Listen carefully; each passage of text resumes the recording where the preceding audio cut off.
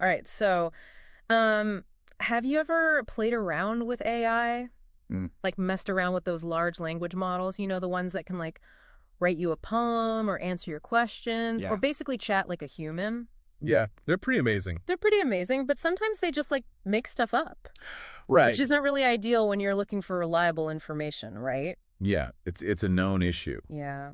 These LLMs, as impressive as they are, can sometimes hallucinate, Oh, wow. meaning they present information that isn't grounded in reality or the data that they were trained on. That's that's wild. Yeah, And that's what makes today's deep dive so fascinating. right.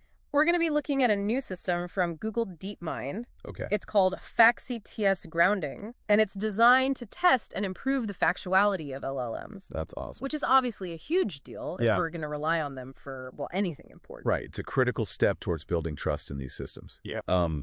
The team at DeepMind has published an article.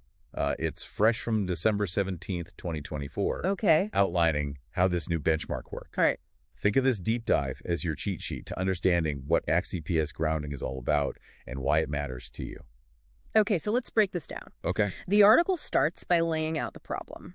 LLMs are powerful, but their tendency to hallucinate can really undermine trust. Yes. I mean, would you trust a financial advisor who occasionally just made up numbers? Absolutely not. Probably not. Not a sound financial strategy. No, not at all. And that's precisely the issue DeepMind is trying to address. Okay. FactCTS grounding aims to establish a clear standard for evaluating LLM responses, not just on whether they answer the question, but on whether they do so accurately and based on the given source material. So no more freewheeling creative writing for these AI assistants. They There you have go. to stick to the facts. Yeah. But how do they actually test that? The article mentions something called a dataset.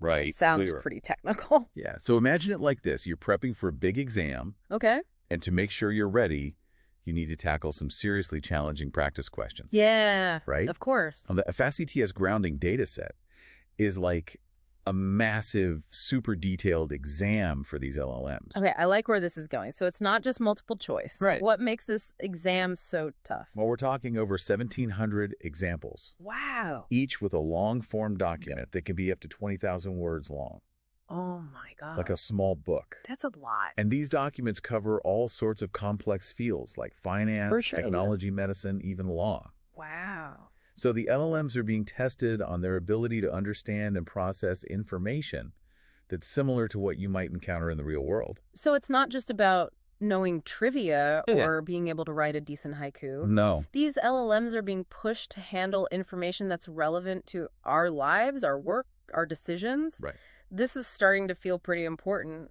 It is, and it gets even more interesting when you look at the types of requests they use in the data set. Oh, okay. It's not just about spitting back facts verbatim. Right. They're asked to summarize documents, Okay. answer specific questions, Mm-hmm. even rewrite sections of text in different ways. Interesting. Think about the different ways you use information every day. Yes. That's what they're trying to mimic with this benchmark. So it's about making sure these LLMs can actually apply their knowledge Exactly. in a way that's useful to us. Right. Okay, I'm officially intrigued. Cool. But how do they actually grade these AI students? Mhm. Isn't evaluating factuality kind of subjective? You'd think so, but this is where things get really clever. Okay. They've developed what they call a triple judge system. Triple judge. Yeah. Are we about to see some courtroom drama with robots on the stand? Not quite, but it's a fascinating approach. Okay. They're using 3 of the leading LLMs, Gemini 1.5 Pro, Mm-hmm. GPT-4o, and Claude 3.5 Sonnet as the judges. Wait, so they're using AI to judge other AI? That's right. That's kind of mind-blowing. The idea is to create a panel of experts, but in this case, the experts are AI systems themselves. Okay. It's a way to reduce bias and make sure the scoring is as fair as possible. Okay. But I'm still a little fuzzy on how this AI judging panel actually works. All right. Do they get little gavels and robes? No robes, but there's a 2-phase process. Okay. First, they check if the LLM's response even answers the question in enough detail. Okay. No points for vague or incomplete answers. Makes sense. Got to make sure they're actually understanding what's being asked, Right. not just trying to sound smart. Yeah. So what's the second phase? This is where the real scrutiny happens. Oh. The judges analyze whether the response is factually accurate and fully supported by the source document. Okay. No hallucinations allowed. Right. If an LLM starts making things up or going beyond the provided information,